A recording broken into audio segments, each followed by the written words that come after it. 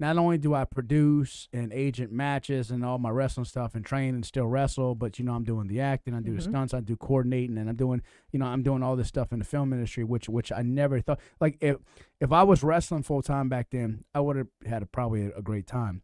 But I also might have got burnt out like so many had. I might have got caught up in wrong shit. I probably wouldn't have the attitude I have today towards the business. I might not love it as much because you go up there and you get burnt and, you get used and you get abused and, you blow your money. So, so like most of the people I know that were in the business from, my early days aren't in the business no more.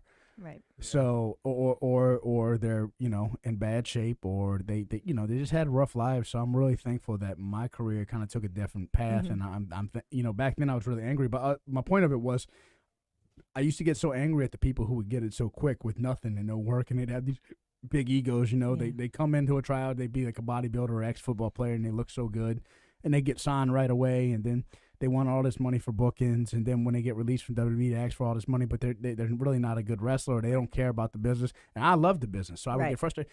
But then I started thinking, I said, man, it's not their fault. Like, you don't control that.